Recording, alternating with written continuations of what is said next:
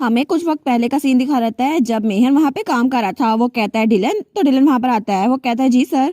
तो वो कहता है क्या टावर ने अभी तक कोई रिस्पॉन्स दिया? तो डिलन कहता है जी, उन्होंने कहा है कि वो अपकमिंग फाउंडिंग फेस्टिवल में हमसे मिलने वाले हैं। और 150 सालों में ऐसा पहली बार हुआ है कि उन्होंने इतने सारे लोगों से मिलने की ख्वाहिश की है। लेकिन ये सारी की सारी अरेंजमेंट बहुत ज्यादा कॉम्प्लिकेटेड होने वाली है। तो तब मेहन कहता है ठीक है, मैं समझ गया। लेकिन वो सोचता है अब स्काई टावर यहाँ पर आ रहा है तो इसका मतलब है यंग लेडी की इलनेस के बारे में हम कुछ पता कर सकते हैं और मे बी हम उनके साथ कोई मीटिंग सिक्योर कर पाए। तो डिलन कहता है जी मैं समझ गया, ऐसा ही होगा। वो सोचता है ये तो बिल्कुल बर्फ पे चलने जैसा है, क्योंकि लॉर्ड मेहर को भी पता है कि असल में लेडी की इलनेस वो ठीक नहीं हो सकती। लेकिन फिर भी वो उम्मीद नहीं हारे और ग्रैंड ड्यूक वो भी यहाँ पर नहीं है। लेकिन आप एम्पीरियल पैलेस की तरफ से अभी ही ये मैसेज आना था और वहाँ पर फैमिली गैदरिंग में पैलेस को सबको बुलाया गया था। तो तब मेहर तो अपना सर पकड़ लेता है। वो कहता है आखिर हर मजेस्टी सब टाइम में से यही टाइम क्यों चूज करेंगी जब अपकमिंग फाउंडिंग फेस्टिवल भी आने वाला है। लेकिन ग्रैंड ड्यूक वो तो बहुत ज्यादा बिजी है और उनसे तो कांटेक्ट हो ही नहीं पा रहा और वो ग्लोब वहां से कांटेक्ट हो ही नहीं पा रहा था। तो तब उसने जब हमारी हीरोइन को वो लेटर दिया था ना, तो वो कहता है मुझे नहीं पता मुझे इसका क्या जवाब देना चाहिए माय लेडी, लेकिन जैसा आप कहेंगी मैं वैसा ही करूंगा। और तब वो बिल्कुल खामोश था। वो सोचता है लगता है एरिनल के लिए भी ये बहुत ज्यादा मुश्किल होगा। वो कहता है अगर आप इसको स्किप करना चाहें तो आप ये कर सकती हैं। और ना सिर्फ आपके पास इनवाइट करने के लिए कोई गेस्ट नहीं है बल्कि वहां जाना ही आपके लिए बहुत ज्यादा अनकंफर्टेबल होगा। और इसके अलावा वलैर, मेरा मतलब है हिज ग्रेस, आपके फादर, वो भी यहाँ पे नहीं आने वाले। तो हमारी हीरोइन वो सोचती है मेहन ये कभी भी मुझसे झूठ नहीं बोल सकता कि मेरे डैड यहाँ पर आ जाएंगे। हालांकि ये सिर्फ खाली अल्फाज ही होते, लेकिन इससे अच्छा है मुझे ट्रुथ का सामना करना होगा। और मेहन क्योंकि यही मेरा गार्डियन है ना, तो इसीलिए मुझे इस पे भरोसा है। और डेफिनेटली मेरे लिए छुपना बहुत आसान है, लेकिन फिर भी मैं कुछ ना कुछ करूंगी जिसकी वजह से मेहन को कोई परेशानी ना हो।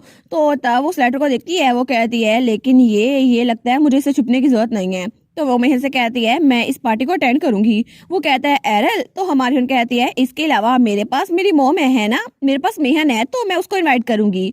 तो मेहन कहता है सच में?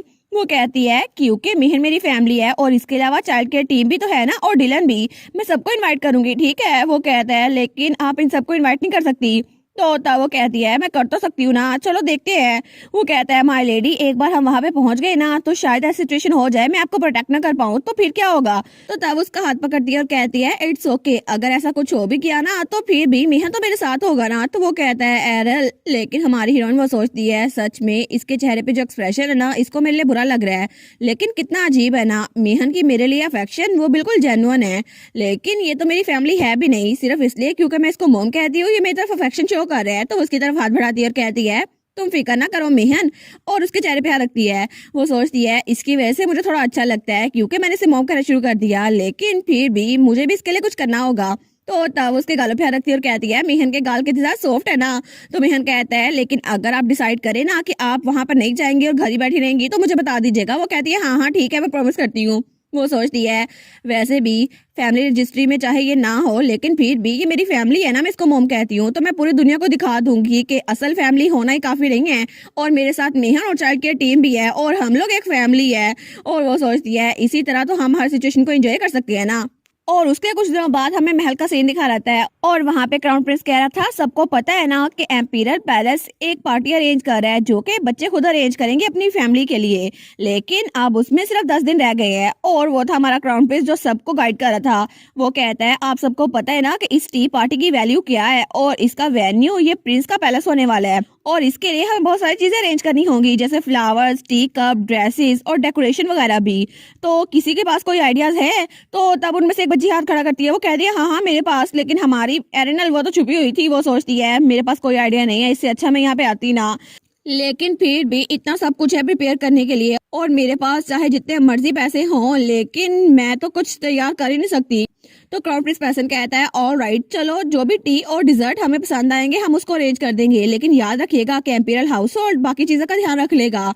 वो सोचती है लेकिन फिर भी यहाँ पर तो इतने सारे लोग हैं ना। तो हमारी एरिनल खामोशी से उसके इंस्ट्रक्शन सुन रही थी। तो क्राउन प्रिंस कहते हैं अगर आपको किसी को भी इन्वाइट करना है तो उसके नाम हमें कल लिख के सबमिट करवा दीजिएगा क्योंकि एम्पीरियल पैलेस से उनके लिए इन्विटेशन जाएंगे एम्पीरियल सील के साथ। तो सब लोग कहते हैं हाँ हाँ बिल्कुल। कोई कहता है सच में एम्पीरियल सील के साथ लेटर हमारे घर आएगा? लेकिन हमारी हीरोइन वो सोचती है कि अब पैसियन हमेशा से ऐसा था, क्योंकि जहां तक मुझे याद है ना, पैसियन तो बिल्कुल किसी सनशाइन पपी की तरह लगता था जो हमेशा इधर उधर घूमता रहता था। लेकिन इस वक्त ये कितना जिम्मेदार लग रहा है ना, बिल्कुल एक क्राउन प्रिंस की तरह और कहानी का मेन लीड।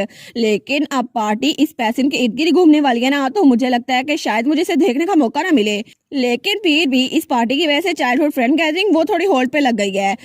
तो तब पैसे आगे अरेंजमेंट का बता रहा था, वो कहता है सब लोग अपने टेबल्स, काउंटर पीस और डेकोरेशन वगैरह का ध्यान रख लीजिएगा, ठीक है? सबके टेबल अलग अलग होंगे और अगर आपको अपनी फैमिली की क्रस्ट लगानी है ना, तो फिर भी तो हमारी ओर सोचती है, मुझे ऐसा लगता है कि अभी पैसे ने मेरी तरफ देखा और तब पैसे ने उसी की तरफ देखकर स्माइल करा था। हालांकि वो सबको इंस्ट्रक्शन दे रहा था, लेकिन उसकी नजर हमारी हीरोइन पर थी। लेकिन एंड पे वो कहता है और आखिर में ड्रेस कोड, ये कोई भी फैमिली का क्रस्ट हो सकता है, तो आप कुछ भी पहन सकते हैं, ठीक है? तो हमारी ओर सोचती है, एक मिनट, ये मेरी तरफ ऐसे क्यों देखी जा रहा था? क्या ये कोई चार्म अटैक था? लेकिन पीछे जो लड़कियां थी वो कहती है, वाह क्राउन प्रिंस तो कितना हैंडसम है ना।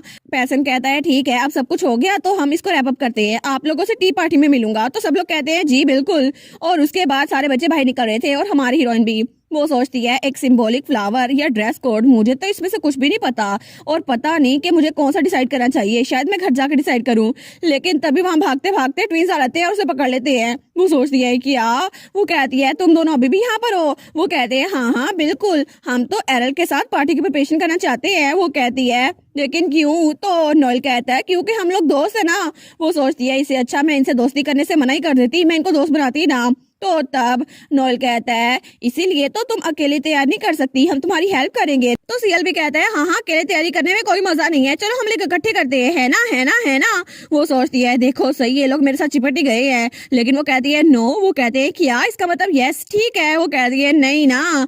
लेकिन तब आवाज जा रही थी और वो दोनों उसको कही जाते थे ठीक है हम तुम्हारे घर आ जाएंगे। वो कहती है मेरे ओपिनियन के बारे में क्या? लेकिन पीछे से वही लड़की वो उसको देख रही थी। वो सोचती है पहले क्राउन प्रिंस और अब ट्विंस, आखिर ये सबके टेंशन अपनी तरफ क्यों करती रहती है? और तब उसको तो बड़ी जलन हो रही थी हमारी एरिनल से। लेकिन तभी पीछे क्राउन प्रिंस उसको देखता है। वो कहता है लेस्ली। तो लेस्ली सोचती है क्या ये आवाज तो क्राउन प्रिंस की है ना। तो वो पीछे देखती है और वहां पे क्राउन प्रिंस खड़ा हुआ था बिल्कुल सीरियस होकर। वो सोचती है क्राउन प्रिंस ने मुझे बुलाया, मतलब वो मुझसे बात करना चाहते हैं। तो वो बड़ी खुश हो गई थी। वो कहती है जी और हाइनेस आपने मुझे बुलाया। तो तब पैसन कहता है तुम बस इसको खत्म कर दो, मैं साफ साफ देख सकता हूँ तुम क्या सोच रही हो। लेकिन अगर तुमने एरिनल के पास जाने की कोशिश की या उसको नीचे दिखाने की कोशिश की तो तुम्हें पता होगा कि मैं क्या कर सकता हूँ। तो तब वो तो बहुत ज्यादा डर गई थी और वो कहती है योर हाइनेस। लेकिन तब थोड़ी देर बाद वो तो अपने घर जाके रोई जा रही थी। तो तब उसकी मॉम कहती है रो मत लेस्ली, आखिर हुआ क्या है? तुम अपने प्यारे फेस को खराब कर लोगी। तो तब वो कहती है मॉम मुझे एरिनल से नफरत है, अगर वो ना होती ना तो हिज हाइनेस मेरी तरफ देखते, उसकी तरफ नहीं। और मैं तो उसको ह्यूमिलेट करना चाहती हूँ, मैं तो एरिनल को क्रश करना चाहती हूँ। तो उसकी माँ सोचती है एरिनल है ना, ये तो वही एरिनल है ना जो कि ड्यूकल फैमिली की इकलौती बेटी है। लेकिन फिर भी उसके फादर उसकी तरफ ध्यान नहीं देते और क्राउन प्रिंस तो अनटचेबल है। लेकिन तब वो स्माइल करती है और सोचती है वो यंग लेडी, मैं उसके साथ तो डील कर सकती हूँ। तो वो अपनी बेटी से कहती है लेस्ली मेरी बात सुनो। वो सोचती है अगर मुझे अपनी बेटी को क्राउन प्रिंसेस बनाना है ना तो मैं बस खड़ी होकर तमाशा नहीं देख सकती। तो उसकी मॉम उसे कहती है तुम्हें फिक्र करने की कोई जरूरत नहीं है मेरी प्यारी बेटी, क्योंकि तुम्हारी माँ तुम्हारे लिए कुछ भी करने के लिए तैयार है और तुम्हें बस अपने फ्यूचर पर तवज्जो देनी चाहिए, बाकी का काम तुम्हारी माँ संभाल लेगी। और वो तो बहुत ज्यादा शैतानी मुस्कुराहट दे रही थी। और तब सीन चल रहा है और हमें कुछ दिनों बाद हमारी एरिनल का घर दिखा रहता है। तो वो कहती है अच्छा तो ये सारे के सारे सैंपल्स तुम दोनों लेकर आए हो? और वहाँ पे ट्विंस खड़े थे। वो कहते हैं हाँ हाँ बिल्कुल, ये सैफरन डची से आए हैं, अच्छी है ना, तुम्हें पसंद आए ना? और हमने ये सारे के सारे एरिनल का प्रिपेयर किए हैं, है ना? तो वो कहती है लेकिन अगर तुमने ये सारे के सारे लेके आए थे तो इससे अच्छा था मैं तुम्हारी जगह पर आ जाती, खुद ही देख लेती, इतना सब कुछ लाने की क्या जरूरत थी? तो ट्विंस कहते हैं ये तो अच्छा पॉइंट किया तुमने, लेकिन फिर भी यहाँ आने की हमारी भी एक रीजन है। हम तो तुम्हारी डची देखना चाहते थे क्योंकि हेल्बन स्टेट तो बहुत ही ज्यादा बड़ी है और वो एरिनल को वहाँ पे अकेला छोड़ के खुद भाग जाते हैं पूरी डची देखने के लिए। तो एरिनल सोचती है देखो सही कितने बेशरम है दोनों ट्विंस, मेरे घर में घुसकर मेरी चीजें देखने लग गए हैं। तो तब वो पेंटिंग्स देखना शुरू करते हैं। वो कहते हैं सियल इधर आओ ना, ये देखो ये तो रिकलेक्शन ऑफ ब्लू आवर है ना। तो सियल कहता है वाह ये तो बहुत औसम है। और बाद में वो सीढ़ियों पर थे, वो कहते हैं यहाँ पे भी देखो यहाँ पे भी देखो, ये तो थर्ड मून वाली पेंटिंग है ना, ये तो बहुत ही ज्यादा रिची वाली थी। लेकिन तब वो तो हर चीज देखी जा रहे थे और तब वो तो बहुत ही ज्यादा खुश थे। वो कहते हैं देखो देखो ये वाली पेंटिंग भी कितनी अच्छी है और ये वाली डेकोरेशन, ये घर तो बहुत ही ज्यादा अच्छा है। तो हमारी हन तो उनके पीछे पीछे आ रही थी क्योंकि वो मेहमान थी, लेकिन वो थक चुकी थी। वो सोचती है मैं पहले ही अपने घर पे हूँ लेकिन मुझे अपने घर जाना है। तो पीछे ब्राउनिंग था जो कि उन लोगों का गार्ड था। वो कहता है मुझे माफ कर दे प्लीज, मुझे माफ कर दे, ये लोग ऐसे काम कर रहे हैं। लेकिन तभी हमारी हीरोइन वो उन पेंटिंग्स का देखती है। वो सोचती है मैं समझ सकती हूँ कि ट्विंस वो ऐसे रिएक्ट क्यों कर रहे हैं, क्योंकि मेरी नजर में ये पेंटिंग्स ये बिल्कुल आम सी हैं, लेकिन ट्विंस की नजर में ये पेंटिंग्स ये बिल्कुल भी आम नहीं है, क्योंकि वो हर चीज की कीमत अच्छे से जान सकते हैं। और तब वो बताती है असल में इस दुनिया में गॉड्स और मैथोलॉजी की चीजें भी एग्जिस्ट करती हैं और यहाँ पे मिराकल्स और डिवाइन पावर्स भी होती हैं, लेकिन इसकी वजह से किसी को भी कोई डिवाइन पावर मिल सकती है। और उन सब में से सबसे बड़ी डिवाइन पावर वो जो मर्चेंट फैमिली के लिए सबसे ज्यादा इम्पोर्टेंट है और हर जनरेशन की रिचेस को डोमिनेट करती है, वो है गोल्डन आईज। और दोनों ट्विंस के पास ये गोल्डन आई है। सियर के गोल्डन आई का मतलब है the I date C value, और इसकी वजह से ये किसी की भी वैल्यू देख सकता है, चाहे वो कोई चीज हो, इंसान हो या जगह हो।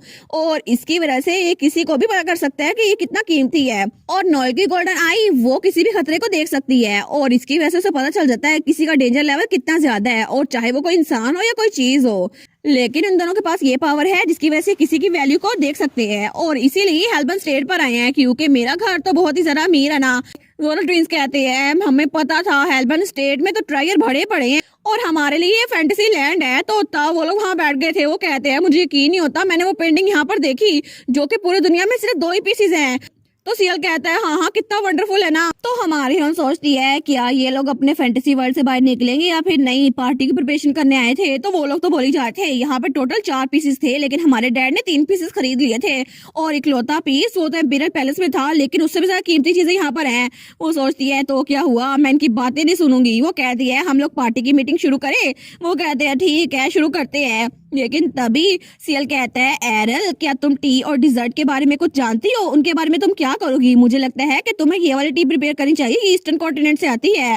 तो तब हमारे कहती है नहीं मुझे इस बारे में कुछ नहीं पता। तो नॉल भी खड़ा होता है। वो कहता है कितना अच्छा आइडिया होगा ना कि एटलीस्ट तुम इन दोनों चीजों में से कोई एक प्रिपेयर कर लो, या बाकी का ध्यान हम खुद रख लेंगे। जल्दी जल्दी हाँ बोल दो। वो कहती है ठीक है। वो दोनों कहते हैं नाइस नाइस, और उसके बाद वो लोग फ्लावर भी चूज कर लेते हैं। वो कहते हैं हम लोग तो अपनी फैमिली के हिसाब से मैरीगोल्ड चूज करेंगे क्योंकि ये गोल्ड कलर का है हमारी आइस की तरह, और सैफरन फैमिली इसका क्रश भी गोल्डन हार्ट है।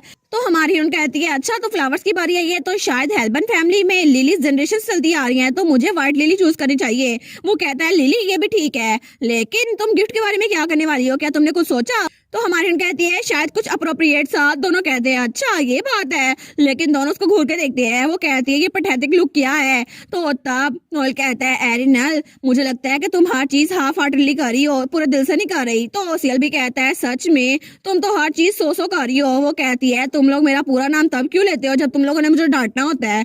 तो तब सीएल कहता है ठीक है गिफ्ट के लिए हम लोग कुछ सैंपल लेकर आए हैं, तुम उनमें से कोई चूज कर लो।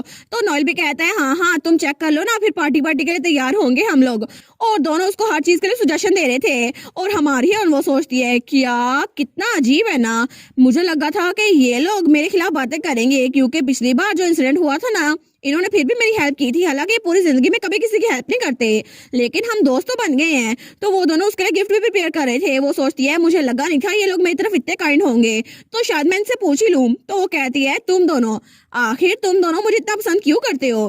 तो वो दोनों वो बिल्कुल खामोश रहते हैं और उसकी तरफ देखते हैं। तो तब वो एक दूसरे को देखते हैं और कहते हैं क्यों, आखिर हम एरिनल को इतना पसंद क्यों करते हैं। क्योंकि वो सोचते हैं ये एक हेल्बन है ना, लेकिन इसकी पूरी फैमिली ये तो सीक्रेट और मिस्ट्री से भरी हुई है, और हमें लगा था ये बहुत ज्यादा इसेंट्रिक है।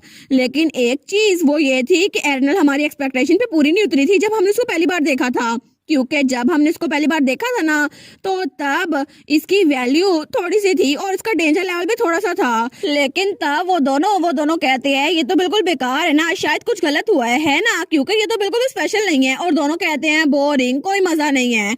और उसके बाद जब से क्राउन प्रिंस ने एरिनल की तरफ ध्यान देना शुरू किया ना, वो कहते हैं क्राउन प्रिंस तो एक किंग है लेकिन एरिनल तो एक जोकर है, आखिर वो उसकी तरफ ध्यान क्यों दे रहा है। लेकिन एक दिन अचानक से अपनी बीमारी के बाद जब एरिनल वापस आई ना तो दोनों वहां सोफे बैठे हुए थे। वो सोचते हैं ये फिर से बोरिंग होगी, लेकिन जैसे ही नॉयल की नजर उस पर पड़ती है ना, वो कहता है कितना इम्पॉसिबल है ना ये। तो तब सीएल कहता है क्या हुआ नॉयल? तो वो कहता है तुम भी देखो जरा। लेकिन वो एर्नल जो कि बिल्कुल ऑर्डिनरी सी थी, अचानक से उसके नंबर्स वो चेंज होना शुरू कर दिए और वो हेल्बन स्टेट की रेपुटेशन के हिसाब से उसकी वैल्यू पहले बहुत ज्यादा लो थी, लेकिन अभी उसकी वैल्यू वो चेंज हो गई और वहां पे इन्फिनिट थे और उनके नंबर शो ही नहीं हो रहे थे। और वो चीजें जो कि वो शुरू से देखते आ रहे थे, कभी किसी की चेंज नहीं हुई थी, एरनल की चेंज हो गई। तो नॉयल कहता है ये तो पिछली बार की तरह बिल्कुल भी नहीं है। तो सीएल कहता है हाँ बिल्कुल, हमने पहले ऐसा कभी नहीं देखा है ना, नंबर की वैल्यू वो तो 9 हो गई है ना, मतलब हमें कुछ नजर ही नहीं आ रहा। और दोनों एक दूसरे को देखते हैं और कहते हैं ये पहली बार हमने देखा, लेकिन इसका मतलब है क्या ये वजह हो सकती है कि एरनल की पर्सनैलिटी वो बिल्कुल चेंज हो गई? तो सीएल कहता है हाँ हाँ, शायद हमारी गोल्डन आइज उसको देखने के लिए काफी नहीं है। और बाद में जब उन्होंने क्राउन प्रिंस और एर्नल की जासूसी की थी ना, तो उनको बच रहा था एर्नल तो बहुत ज्यादा काइंडनेस के वीक है और उसको तो हारून बहुत ज्यादा पसंद है, लेकिन वो बाद में उसकी हर एक चीज नोटिस करने लगे थे। लेकिन वो कहते हैं आखिर वो हमें पसंद क्यों नहीं करती, क्योंकि उसने कहा है कि वो हमें पसंद नहीं करती, लेकिन फिर भी वो हमसे इतनी दूर नहीं रहती, इसका मतलब वो हमें नापसंद नहीं करती। और इस तरह उन्होंने डिस्कवर किया कि पहली बार जिंदगी में खुशी क्या होती है, नंबर्स के बगैर। और इस तरह दोनों ने खुश होना सीखा और इसीलिए उन्होंने डिसाइड किया वो एर्नल से दोस्ती करेंगे, क्योंकि उनकी इंटरेस्टिंग दोस्ती अब शुरू हो गई थी। तो वो दोनों कहते हैं हम तुम्हें क्यों पसंद करते हैं, क्योंकि एर्नल हमारी दोस्त है ना, तुम्हें याद है ना एर्नल हमारी दोस्त है। तो वो कहती है बस यही बात है। वो दोनों कहते हैं हाँ हाँ, क्या और वजह की जरूरत है, क्या हम तुम्हें पसंद नहीं कर सकते? वो कहती है नहीं, मेरा ये मतलब नहीं था। तो नॉयल स्माइल करता है, वो सोचता है इसके चेहरे पे साफ लिखा हुआ है कि इसको हमारा आंसर पसंद नहीं आया और ये थोड़ी सस्पिशियस है, लेकिन फिर भी ये हमसे ऐसे बात नहीं कर रही। लेकिन वो दोनों ही बिल्कुल शैतान बन गए थे। वो कहते हैं ठीक है, हम भी बिल्कुल डम प्ले करेंगे ताकि इसको ये पता न चले कि हम लोग ऐसे एक्ट क्यों कर रहे हैं।